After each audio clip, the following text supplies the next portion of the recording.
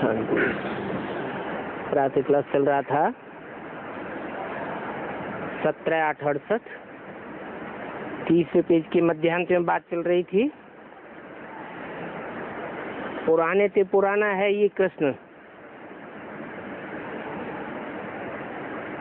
कृष्ण ही बड़ा होता है तो लक्ष्मी नारायण बनता है। तो इस कल्प के हिसाब से नारायण को भी उतना पुराना नहीं कहेंगे, कृष्ण को पुराना कहेंगे। और नए से नया भी कृष्ण ही था।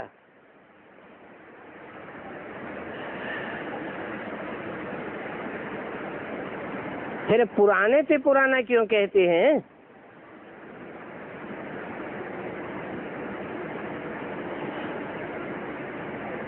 कारण क्या है? क्योंकि पास्ट हो गया है पिछले कल्प में। माना कृष्ण के नाम रूप से पार्ट बजाने वाले दो हो गए। एक तो जिसका शास्त्रों में गायन है, कृष्ण काला कृष्ण गोरा। संगम युग में ही पास्ट कल्प में काला भी था और पास्ट कल्प में गोरा भी बना।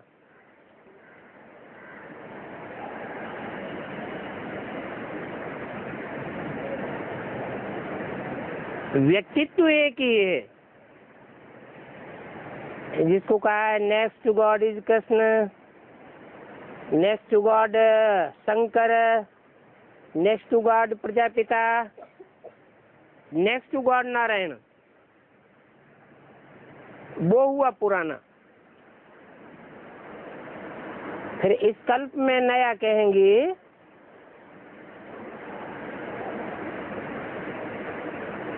जो नर नारायण से पैदा होता है।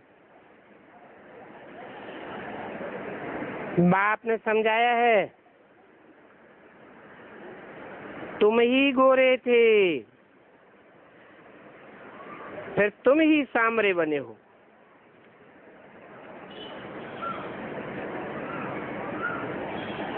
कृष्ण न इतना गोरा बनता है और न इतना सांवरा बनता है। जितने तुम गोरे बनते हो और सांवरे बनते हो। सांवरे कृष्ण को भी देख करके बहुत खुश होते हैं।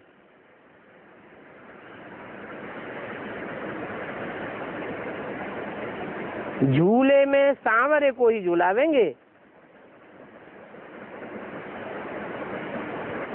गोरे कृष्ण को झूले में नहीं झुलाते हैं, क्योंकि गोरा होता है सतयुग में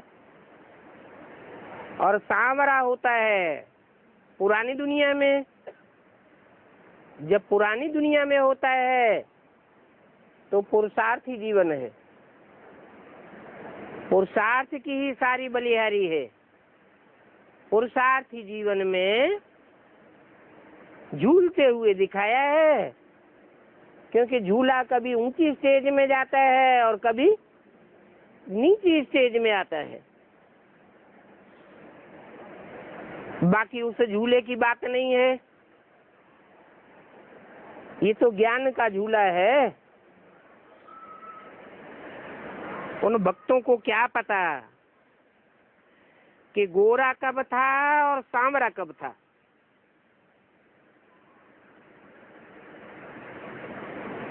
वो बेसिक वाले तो यही समझ लेते हैं कि इस कलयुग के अंतिम जन्म में काला होता है और सतयुग के आदि में गोरा होता है। परंतु सतयुग के कृष्ण अथवा नारायण की शास्त्रों में कोई महिमा नहीं है, कोई हिस्ट्री नहीं है। जो भी बातें हैं शास्त्रों में ये भक्ति मार्ग में जो भी गाया जाता है वो संगम युग की यादगार है।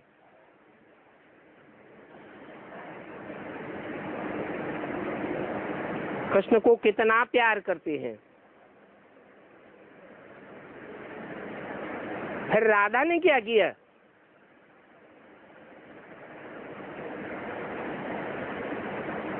कृष्ण को काला भी दिखाते, गोरा भी दिखाते,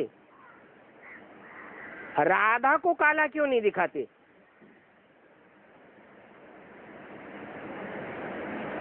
कारण तो चाहिए ना। तो बाप कितना समझाते रहते हैं, यहाँ तो तुम सत्य के संग में बैठे हो।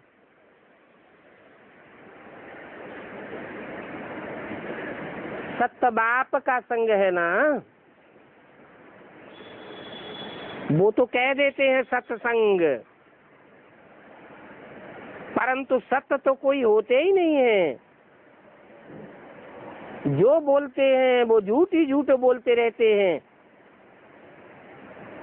कह देते हैं परमात्मा सर्वव्यापी है। अभी बाप आकर सत्य बात बताते हैं कि मैं तो एक व्यापी होकर के संसार में प्रत्यक्ष होता हूँ। तब तुम्हारी बुद्धि को ठिकाना मिलता है, नहीं तो 63 जन्म जैसे बुद्धि बिखरती रही, ठिकाना नहीं मिला, ऐसे ही बुद्धि बिखरती रहती। फिर योग कैसे सिद्ध होगा? बाहर में कुसंग में जाने से सब भूल जाते हो।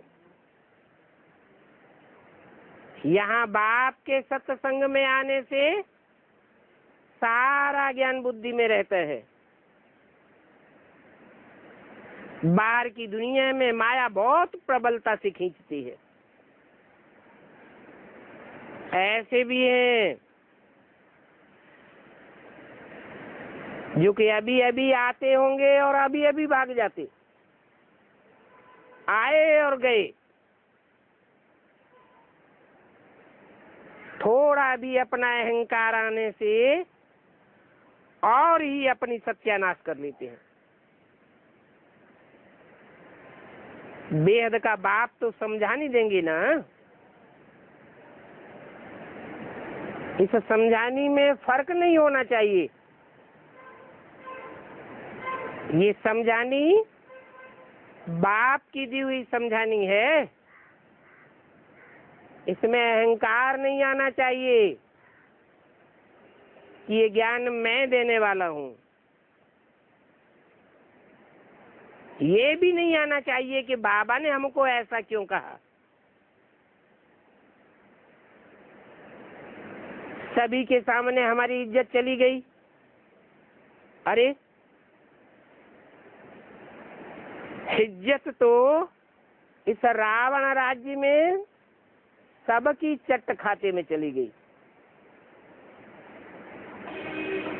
देह अभिमान में आने से अपना नुकसान कर देते हैं।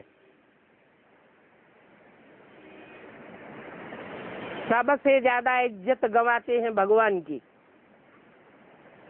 कितनी ग्लानि करते हैं। सबसे जास्ती ग्लानि होती है भगवान की, फिर होती है ब्रह्मा की, फिर नंबरवार पुरुषार्थ अनुसार देवताओं की ग्लानि होती है। तो ग्लानि करते करते पद ही भ्रष्ट हो जाता है। बाप कहते हैं क्रोध करना क्रिमिनल है।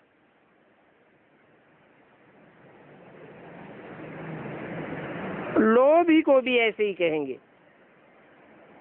जो आंखों से चीज देखते हैं तो लेने के लिए लोभ आता है। बाप तो आकर के अपना बगीचा देखते हैं, देखते हैं किस किस किस्म के फूल हैं। आगे तो यहाँ से जाकर फिर उस बगीचे को देखते थे।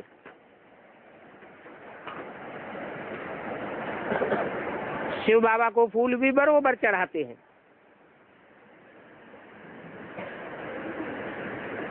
अब फूल तो होते हैं साकार,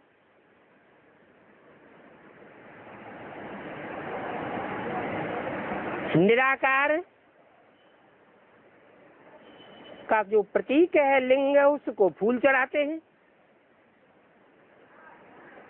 अब तुम तो चैतन्य फूल हो, तो अभी तुम पुरुषार्थ करके ऐसा फूल बनते हो, फिर वहां तो रावण राज्य नहीं होगा। बाप तो समझाते रहते मीठे मीठे बच्चों, जो कुछ भी बीत जाता है उसको ड्रामा समझो।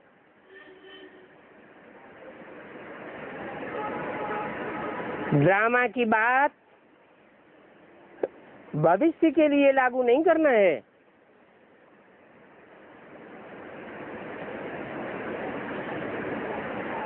ड्रामा में जो बीत जाता है उसका विचार नहीं करना है। नहीं तो कितनी मेहनत करते हैं, विचार करते करते, परंतु विचार करने से होता तो कुछ भी नहीं है। ड्रामा में जो होना होता है वो ही होता है, परंतु ठहरते नहीं है। अरे प्रजा भी तो चाहिए ना, थोड़ा भी कोई सुनते हैं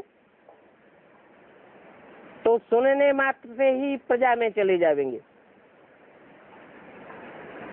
प्रजा बन गई, और प्रजा तो ढेर की ढेर बनती है,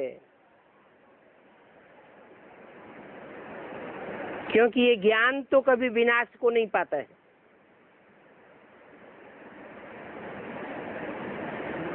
एक बार भी सुनते हैं, बल सुन करके फिर चले जाते हैं। एक बार भी थोड़े समय के लिए निश्चय बैठा तो बाप का बच्चा तो बन ही गया। बाप को रचयिता और बच्चे को प्रजा कहा जाता है। प्रजा का अर्थ ही है प्रकृष्ट रूपेण जायते।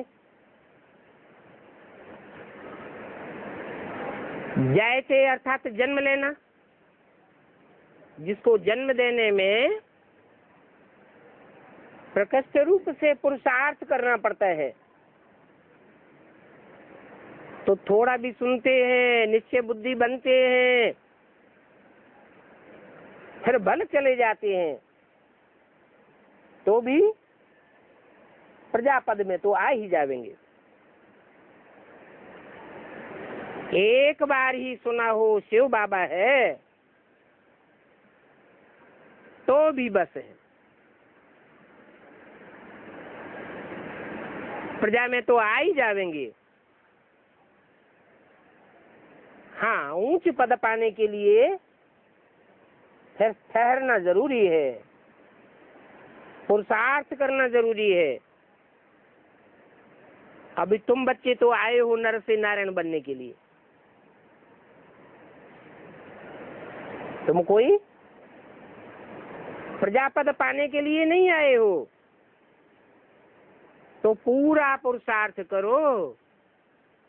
कैसा पूरा पुरुषार्थ? नर से नारायण बनने का पुरुषार्थ करो। नर से प्रिंस बनने का पुरुषार्थ भी पूरा पुरुषार्थ नहीं कहेंगे, अधूरा पुरुषार्थ है, अधूरी पढ़ाई है। ये सब बातें अंदर में याद आनी चाहिए। हम जिस राज्य में थे कल पहले, अभी फिर से हम आ रहे हैं, वहां परम अपार सुख होंगे, और यहाँ तो इस दुनिया में अपरम अपार दुख हैं। तो अपरम अपार सुखों की दुनिया में जाने के लिए पूरा पुरुषार्थ करना चाहिए। सर्विस तो बिल्कुल एक्यूरेट हो रही है, पाई का भी फर्क नहीं पड़ सकता। अच्छा, साहब के साहबजादों प्रति नंबरवार याद प्यार, गुड मॉर्निंग और नमस्ते। रात्रि क्लास है 16/8/68। जो भी पास हो गया उसका कुछ भी कर नहीं सकते, चेंज नहीं हो सकता। जो पास हुआ एक कल्प के बाद फिर वही पास होगा। समझा सकते हैं कि आगे के लिए ठीक कर देना चाहिए, परंतु पास्ट में जो हो गया सो हो गया। इस समय तुम फिक्र से फारिग बन रहे हो, और एक जन्म के लिए फारिग नहीं हो रहे हो, 21 जन्म के लिए फिक्र से फारिग होते हो। वहां नई दुनिया में तुमको कोई भी फिक्रात नहीं होगी। अभी क्यों फिक्रात होती है?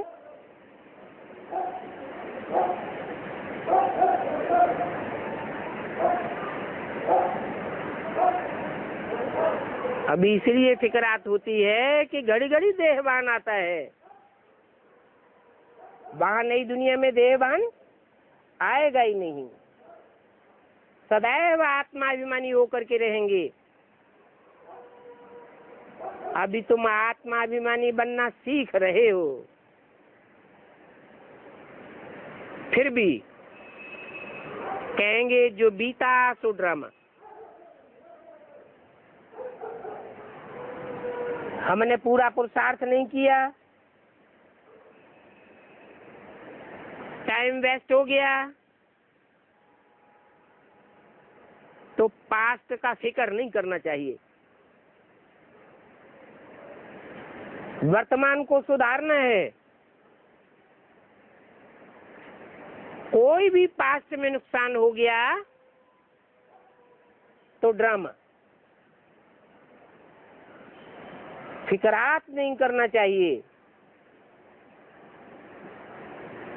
ड्रामा कल्याणकारी है या कल्याणकारी? ड्रामा तो कल्याणकारी है। जैसे शिव बाबा कल्याणकारी है, वैसे ड्रामा भी कल्याणकारी है, और कल्याणकारी ड्रामा में हमारा पार्ट भी है, कल्याणकारी है। इसलिए जो भी पास्ट हो गया, अगर समझते हैं कि कुछ खराब हो गया, नुकसान हो गया, तो भी समझना चाहिए कि ड्रामा कल्याणकारी है। अभी पूरा ज्ञान न होने के कारण हम नुकसानदायक समझते हैं, लेकिन जब ड्रामा का राज खुलेगा तब पता चलेगा कि जो हुआ सो अच्छा हुआ। यहाँ पर तो अनेक प्रकार के नुकसान आदि होते ही रहते हैं।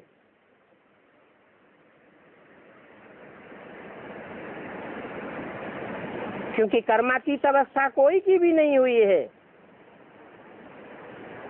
कर्मातीत अवस्था हो जाएगी, फिर कोई भी प्रकार का नुकसान तुम्हारे सामने महसूस नहीं होगा। अभी तुम बच्चे पुरुषार्थ कर रहे हो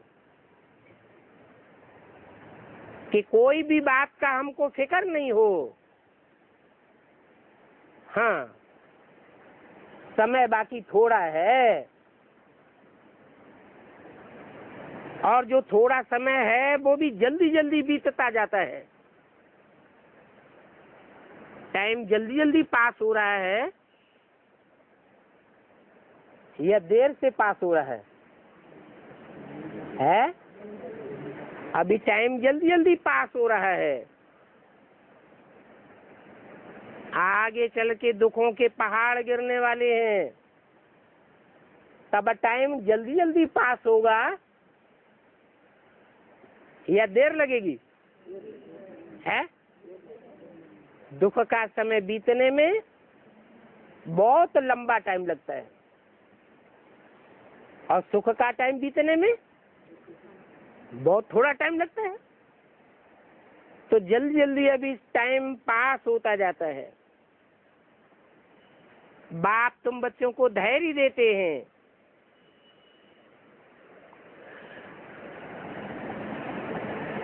तुम 63 जन्म में कितना फिक्र में रहे हो। अभी बाप आया हुआ है, गायन है फिक्र ते फारक किंदा प्यारा सतगुरु। वो गुरु तो झूठे गुरु होते हैं, सतगुरु तो एक ही होता है।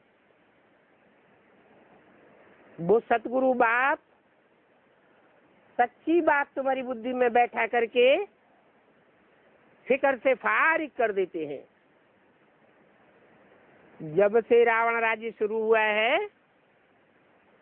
जानते हो कि सीढ़ी नीचे ही उतरते चले आए हैं। नहीं तो राम राज्य में सीढ़ी उतरते तो थे, परंतु वहां पता ही नहीं लगता था कि हम सीढ़ी नीचे उतर रहे हैं। इतनी धीमी गति से सीढ़ी नीचे उतर रहे थे। और यहाँ तो दिन प्रतिदिन पता चलता है कि मनुष्य की मेंटेलिटी लगातार नीचे गिरती जा रही है। इस नॉलेज का तुमको अभी मालूम पड़ा है, पहले तो पता ही नहीं था। समझते थे हर युग में भगवान आता है, सतयुग में भी भगवान आता है हिरण्यकश्यप को मारने के लिए, त्रेता में भगवान आता है रावण को मारने के लिए। वास्तव में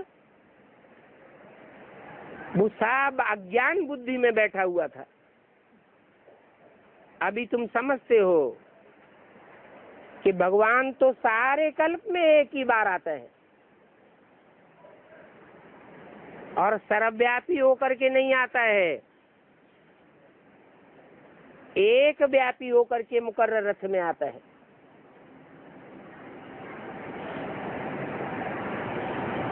तो असली ज्ञान का पता तुमको अब पड़ा है,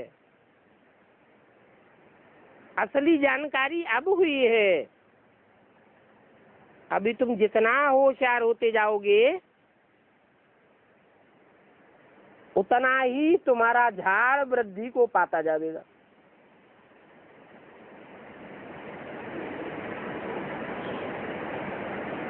कैसे होशियार होते जाएंगे?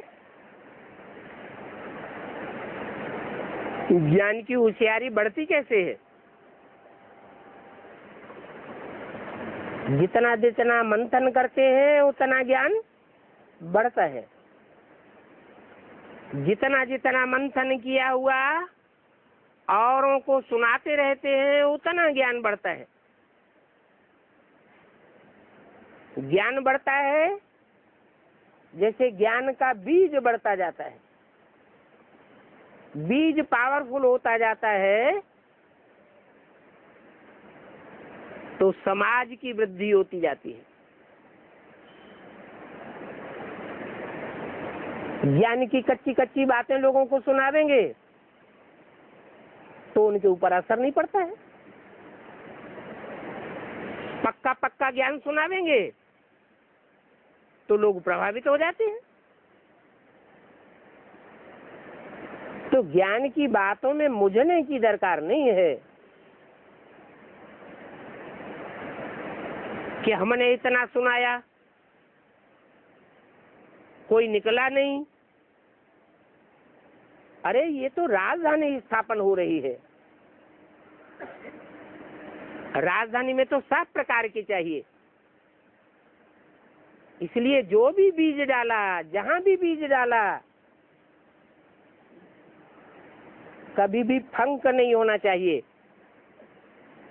कि रिजल्ट नहीं निकलता। बच्चों का तो काम है पुरुषार्थ करना। जितना जितना पुरुषार्थ करते जावेंगे उतना उतना तुम्हारा पद ऊंचे बनता जाएगा।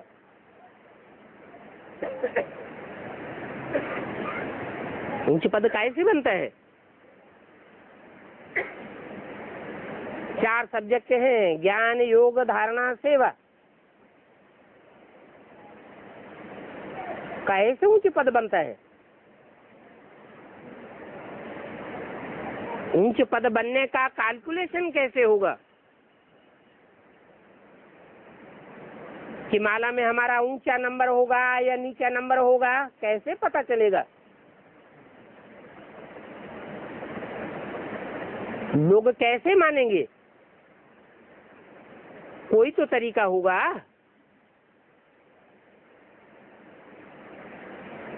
ऐसे ही डिक्लेयर हो जाएगा क्या? सेवा के आधार पर सबका अपना अपना पद डिक्लेयर हो जाएगा। जिसने जितनी सेवा की और जैसी सेवा की उतना पद बनेगा। इस समय ऊंच बनेंगे तो जन्म जन्मांतर, कल्प कल्पांतर ऊंचे बन जाएंगे।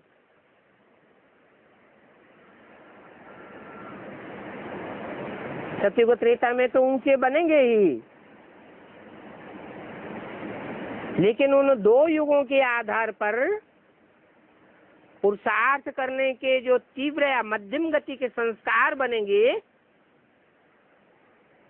उन संस्कारों के आधार पर द्वापर कलयुग में भी ऊंचे अथवा नीचे पद पा लेंगे। तो अभी की सेवा का सारे कल्प के ऊपर असर पड़ जाता है। तो जो जितना चाहे वो पुरुषार्थ करे,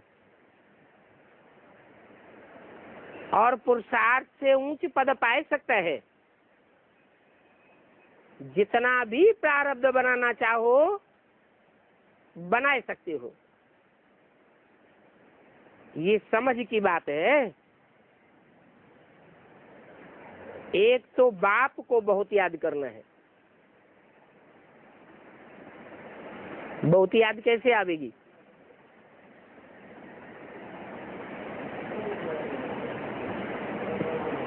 अरे तन से, मन से, धन से, समय, संपर्क, संबंधियों की ताकत लगा के जितना जितना हम सेवा करते जाएंगे, वो सेवा का फल, मेवा, खुशी का जरूर मिलेगा। क्यों? क्योंकि सेवाधारी बच्चों को बाप खुद ही याद करते हैं। हमारी याद में उतनी ताकत हो या न हो, लेकिन बाप की याद में तो बहुत ताकत है। तो बाप जिन बच्चों को याद करेगा, जिन बच्चों से कनेक्शन जोड़ेगा, तो कनेक्शन तो झट जुड़ जाएगा।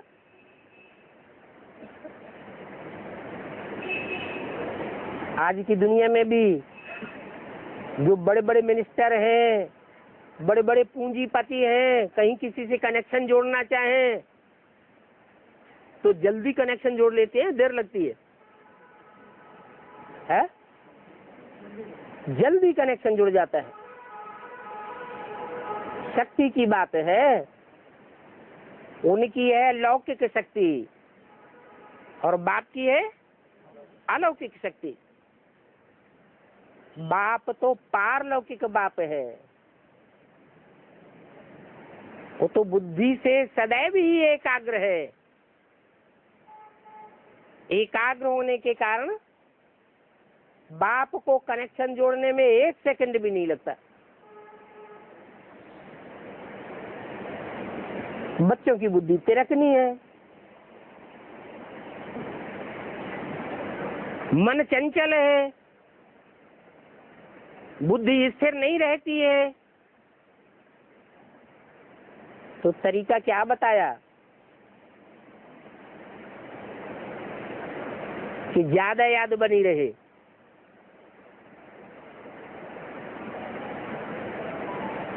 सेवा।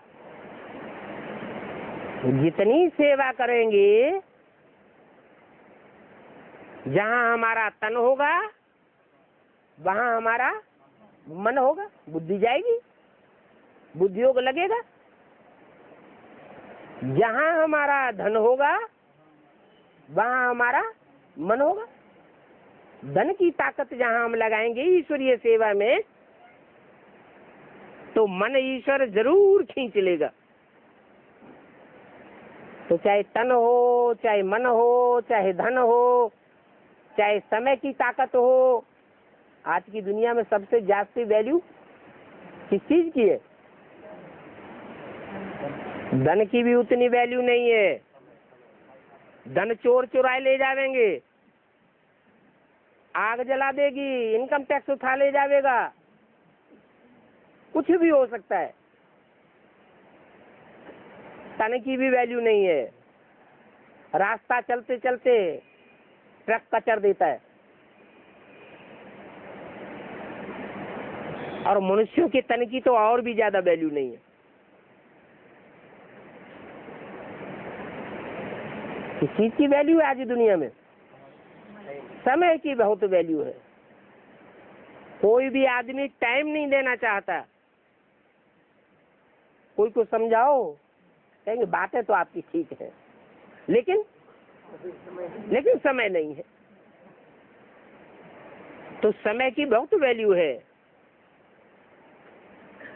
बल भगवान इस सृष्टि पर आया हुआ है, तो भी भगवान को भी समय देने के लिए लोग तैयार नहीं है। तो जितना हम अपना समय लगावेंगे ईश्वरीय सेवा में, उतना भगवान से हमको उजूरा याद का जरूर मिलेगा।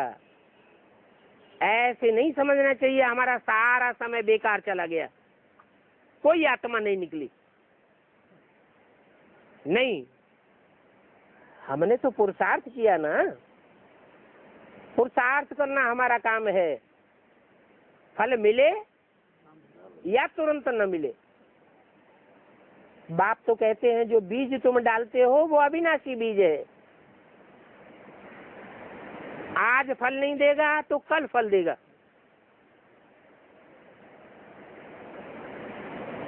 बीज पथरीली धरनी में डाला जाता है, फल जल्दी नहीं निकलेगा। लेकिन वो पत्थर, वो पहाड़ भी कभी टूटेगा या नहीं टूटेगा? टूटेगा तो मिट्टी बनेगा। बीज का तो कभी विनाश होता नहीं। इसलिए ये नहीं सोचना चाहिए कि पास्ट में हमने इतना प्रयत्न किया, इतना पुरुषार्थ किया, हमारा सब बेकार चला गया। नहीं, प्रारब्ध तो बनती ही है। तो एक तो बहुत बाप को याद करना है। भक्ति मार्ग में भी याद करते थे और यहाँ भी बहुत याद करना है। अंतर क्या है? भक्ति मार्ग में भी भगवान को याद करते थे, यहाँ भी भगवान को याद करते हैं। क्या अंतर है?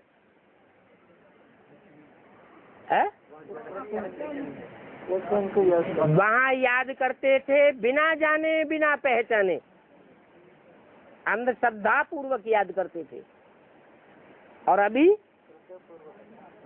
अभी तो हम श्रद्धा विश्वास पक्का करके याद करते हैं, निश्चयात्मक बुद्धि से याद करते हैं कि यही भगवान है, भगवान का यही स्वरूप है, यही भगवान का कर्तव्य है, यही भगवान का नाम रूप देश काल है। इसके अलावा भगवान का कोई दूसरा नाम रूप देश काल नहीं हो सकता। हमने असलियत में भगवान को पहचाना है, दुनिया में और कोई भी ऐसे भगवान को नहीं पहचान सकते जितनी गहराई से हमने जाना है। तो भक्ति की याद में और अभी की याद में जमीन आसमान का फर्क हो जाता है। सोचना चाहिए कि भक्ति में हम कैसे याद करते थे। कहते थे भगवान जब आप आवेंगे तो हम आपके ही बनेंगे। 63 जन्म अंजाम किया ना, अभी बाप आया हुआ है तो क्या करना चाहिए? जो अंजाम किया है वो पूरा करना चाहिए ना। भक्ति में कितना गाते रहे, मेरा तो एक गिरधर गोपाल दूसरा न कोई। ये किसने कहा? आत्मा ने ही तो कहा कि मेरा तो एक ही भगवान है, सदा काल का सहाय एक ही है। तो जब भी किसी को समझाते हो तो पहले पहले ये बात बताओ कि हम सब आत्माएं भाई भाई हैं। हम शरीर नहीं है, देह की दृष्टि से भाई भाई नहीं है। देह की दृष्टि से देखेंगे तो कोई किसी का बाप है, कोई किसी का पुत्र है, कोई किसी की बहन है, कोई किसी का भाई है। ढेर के ढेर संबंध बन जाते हैं देह की दृष्टि से देखने से। अगर आत्मिक रूप में देखेंगे तो हम भी ज्योति बिंदु आत्मा, ये भी ज्योति बिंदु आत्मा, वो भी ज्योति बिंदु आत्मा। आत्मा आत्मा सब आपस में भाई भाई हो जाते हैं, एक बाप के बच्चे हैं। परंतु भक्ति मार्ग में इन बातों का कोई को पता नहीं था, अभी पता पड़ा है। अभी पता पड़ा है तो अभी हमें मालूम पड़ गया कि हमारा बाप भी एक ही है, अनेक बाप नहीं है। बल हम अब तक क्रिश्चियन धर्म में थे, मुस्लिम धर्म के थे, बौद्धी धर्म के थे, परंतु अभी तो हमको पता चल गया है कि हम बौद्धी नहीं है, क्रिश्चियन नहीं है, इस्लामी नहीं है। हमारे बाप अलग अलग धर्म पिताएं नहीं है।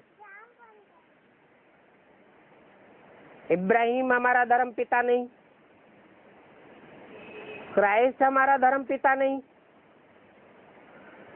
बुद्ध हमारा बाप नहीं। हम आत्मा हैं तो हमारा बाप कौन है? एक ही परम पिता परमात्मा हम सब का बाप है। तो देखो आत्मिक दृष्टि से देखने में कितना फर्क पड़ जाता है। वो सब हैं देह के धर्म, हम बौद्धी हैं, हम क्रिश्चियन हैं, हम इस्लामी हैं, मुस्लिम हैं। वो दैहिक धर्म है और हमारा आत्मिक धर्म है, स्वधर्म है, सामान्य आत्मा। हम स्वधर्मी हैं और बाकी सब परधर्मी है।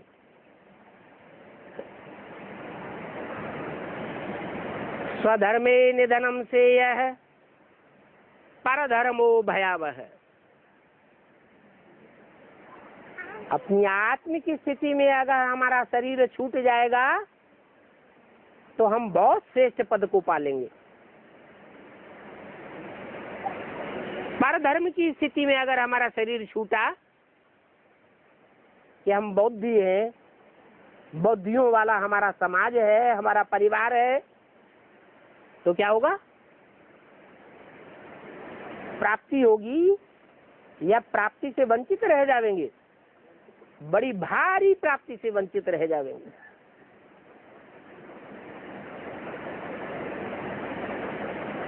तो बेहद के बाप से हम बेहद के बच्चों को वर्षा मिलना है। बाप बेहद का है तो वर्षा भी बेहद का है। बाप निराकार है तो वर्षा भी, अरे कैसा है? निराकार का वर्षा कैसा होता है? हैं? अरे निराकार बाप है तो ज्ञान का ही वर्षा देगा ना, कि धन संपत्ति टपका देगा परम धाम से, ज्ञान का ही वर्षा देगा। लेकिन ऊंच से ऊंच बाप है, वो धर्म पिताएं इतना ऊंच ज्ञान नहीं दे सकते जितना ऊंच ज्ञान उन बापों का भी बाप हमको आकर के देने आया है। तो सोचो तुम्हें कौन सा वर्षा मिलता है?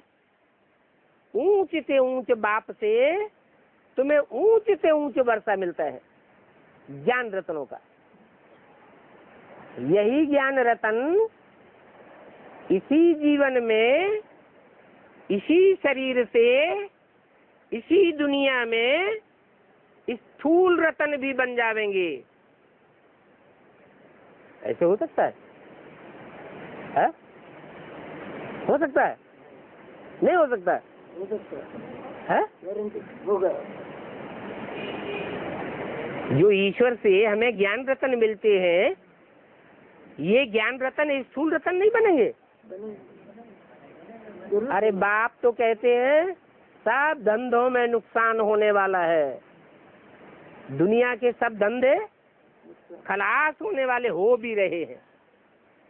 तो आने वाला जो संसार है उसमें सिर्फ ईश्वरीय ज्ञान का धंधा ही फलेगा फूलेगा और सब धंधे चौपट हो जाएंगे। तो जिनके पास ज्ञान धन होगा उनको स्थूल धन की कमी रहेगी? रह सकती है? दुनिया में झूठे झूठे ज्ञान सुनाने वाले कितने धर्म गुरु फैले हुए हैं। वो झूठा ज्ञान सुनाने वालों के पास धन की कमी रहती है? हैं? रहती है? उनके पास भी धन की कमी नहीं रहती। और हमारे पास तो सप्त बाप के सच्चे ज्ञान रतन है, तो इनकी तो दुनिया में कितनी वैल्यू हो जाएगी। अंदर में सोचना चाहिए। बेहद के बाप से हमको बेहद के रत्नों का वर्षा मिलता है, फिर सुख और शांति का भी वर्षा मिलता है। तुम जानते हो पहले हम सुखधाम में थे,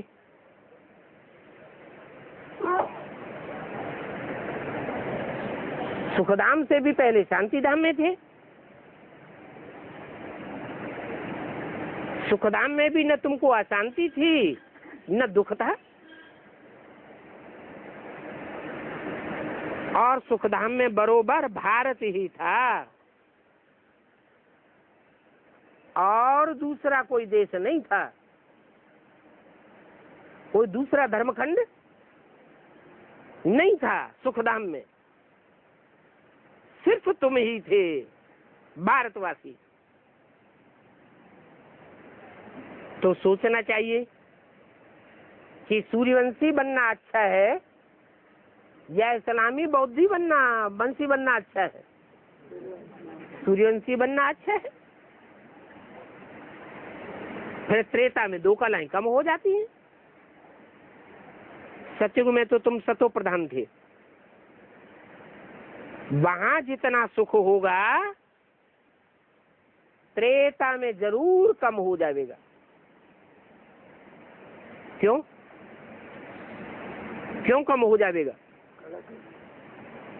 हाँ, दो कलाएं कम क्यों हो जाती हैं? यथा राजा तथा प्रजा। सतयुग में एक ही राजा होता है, एक ही नारायण का राज्य होता है। वहां दुनिया में कोई दूसरा राजा नहीं होगा। और त्रेता में अनेक राजाएं होते हैं, महाराजा वहां नहीं होते हैं।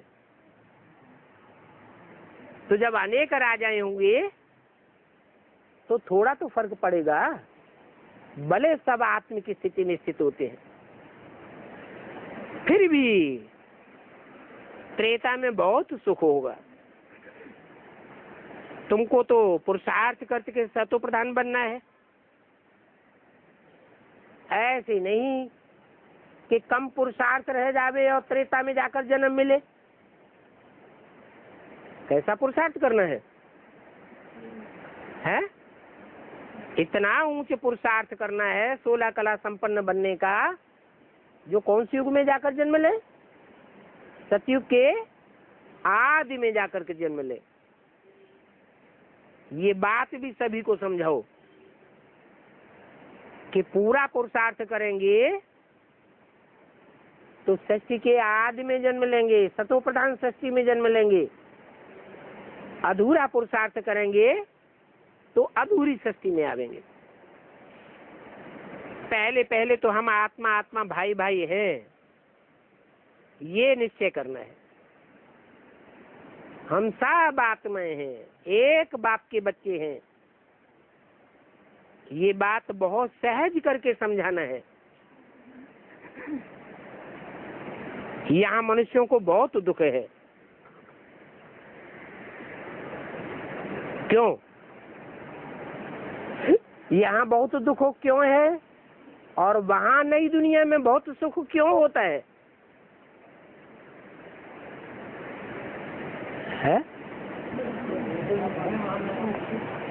यहाँ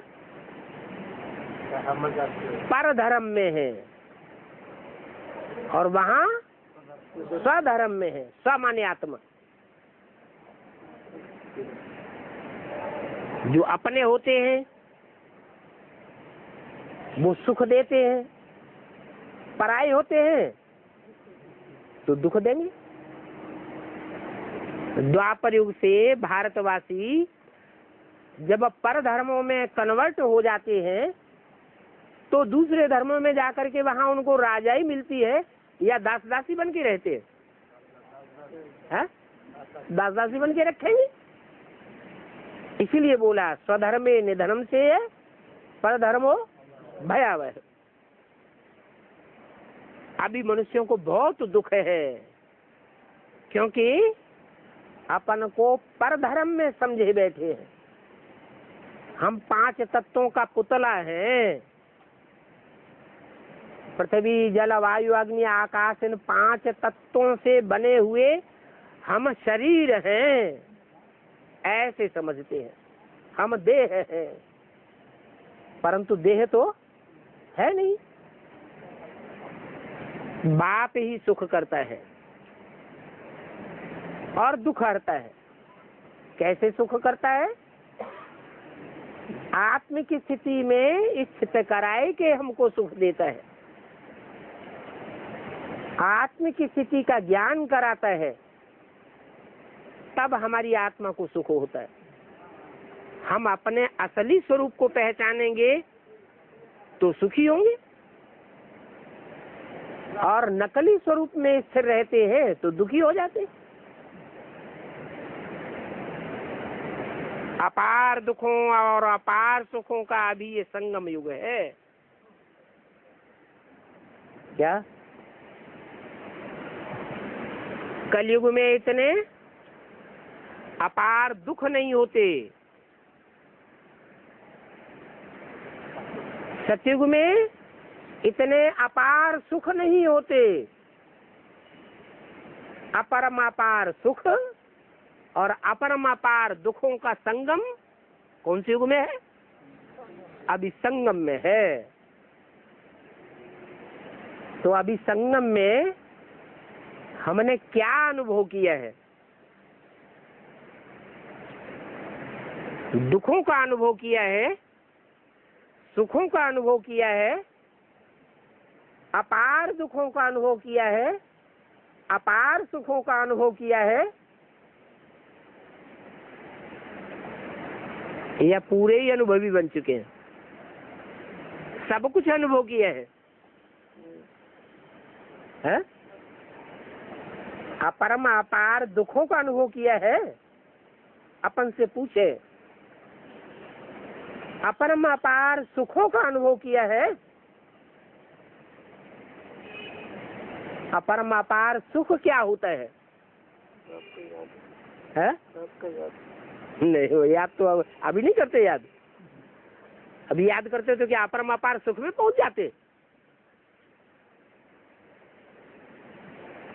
अपरम अपार सुख है अतीन्द्रिय सुख, जो एक बार शुरू हो जाएगा फिर खत्म होने वाला, छूटने वाला नहीं है। अभी अपार दुखों में भी हम अपने को नहीं कह सकते, क्योंकि आगे चल के ऐसा समय आने वाला है जो दुखों के पहाड़ गिरेंगे, माया दुखों के पहाड़ गिरावेगी।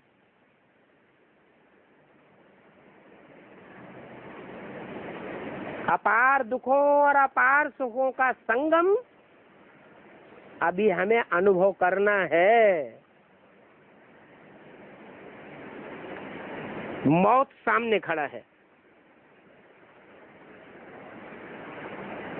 बाप को याद करते करते शत्रु प्रधान बनना है, दैवी गुण धारण करने हैं। बस पक्का निश्चय रखना चाहिए कि नई दुनिया की स्थापना तो होनी ही है।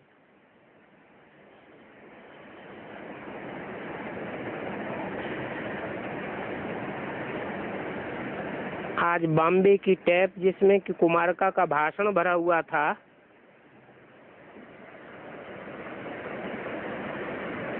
शो सुन रहे थे।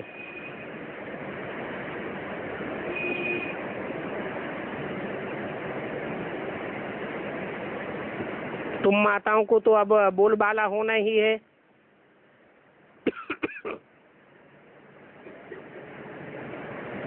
आगे तो कभी भी फीमेल आदि को प्राइम मिनिस्टर आदि नहीं बनाते थे।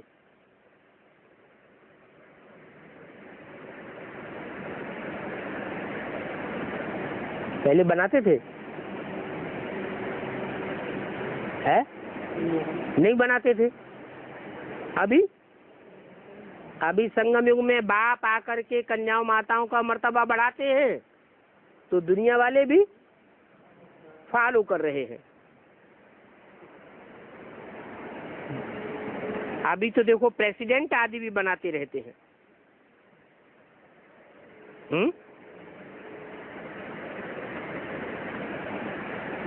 ये कौन से सन की वाणी है? 68 की। उस समय किसी को प्रेसिडेंट बनाया था क्या? कहीं विदेश में बनाया होगा, लेकिन अभी तो भारत में भी प्रेसिडेंट, भारत में भी फीमेल को बनाई दिया। लेकिन ये सब है माया का पंप। क्या? क्यों माया का पंप क्यों कह दिया? नहीं, भला कन्याओं माताओं के हाथ में देखने के लिए ताकत है, लेकिन असली ताकत फिर भी किसके हाथ में? पुरुषों के हाथ में है या कन्याओं माताओं के हाथ में? मान लो यज्ञ में ही कुमारका का नाम बाला, लेकिन कुमारका की बात चलती थी या कोई पांडवों के हाथ में सारी ताकत थी? उस समय भी पांडवों के हाथ में ताकत थी। जैसे कलकत्ते के भाई रविंद्र भाई कंपिल में एडवांस कोर्स लेकर के गए और सीधे कुमारका दादी के पास पहुंचे। दादी, ये तो बहुत भारी परिवर्तन हो रहा है। आपको ध्यान देना चाहिए, सारी बातें सच्ची है। आपके पास जवाब हो तो बताओ, कुछ करिए दादी, परिवर्तन तो करना ही पड़ेगा, नहीं तो अपने आप परिवर्तन हो जाएगा। बहुत थू थू थैया होने वाली है। दादी कहती हैं जगदीश भाई से बात करो। इससे क्या साबित हुआ? सारी सत्ता पुरुषों के हाथ में रहती है, सिर्फ दिखावा के लिए कन्या माताओं को आगे किया हुआ है। जहां जहां भी शहरों में पार्षद माताएं बनी हुई है, नगर पालिका वगैरह में, टाउन एरिया में जहां कहीं भी मेंबर बनती है माताएं या प्रेसिडेंट भी बनती है, मैं तो सत्ता उनके पतियों के हाथ में होती है, वो सिर्फ रबर स्टाम्प बन करके रह जाती है। तो इसे माया का पंप एंड शो नहीं कहेंगे तो क्या कहेंगे? ये सब माया का दिखावा है, दिखावटी गवर्नमेंट है। देखने के लिए गवर्नर भी फीमेल्स होती है। तुम बच्चे जानते हो कि अभी तो तुम्हारी अपनी राजधानी स्थापन होनी है, जहां मेल और फीमेल दोनों के हाथ में सत्ता होगी, दोनों साथ ही साथ राज्य करेंगे और दोनों ही एक दूसरे को रिगार्ड देंगे। जब तुम्हारी स्थापना का काम पूरा हो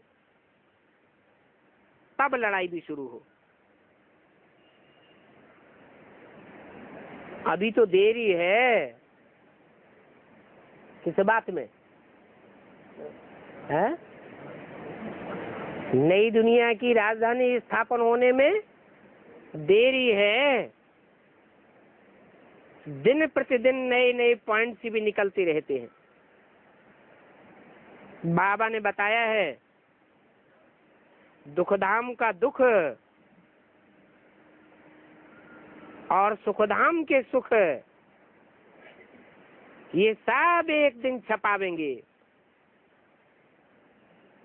अपार दुखों की लिस्ट भी छपावेंगे, अपार सुखों की लिस्ट भी छपावेंगे। अभी अपार सुख नहीं है, फिर रिपीट जरूर करेंगे। जो शास्त्रों में गायन है, हिंदुओं के शास्त्रों में भी गायन है, अंग्रेजों के शास्त्रों में भी गायन है और मुसलमानों के शास्त्रों में भी गायन है। अपार सुखों की दुनिया का क्या गायन है? जन्नत, पैराडाइज, स्वर्ग, बैकुंठ गायन है ना। तो बाप कहते हैं मुझे याद करो तो तुम भी विश्व का मालिक बन जाएंगे।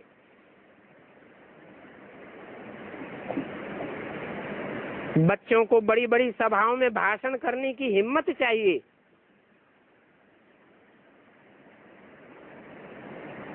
नहीं तो बच्चे फंक हो जाते हैं ना।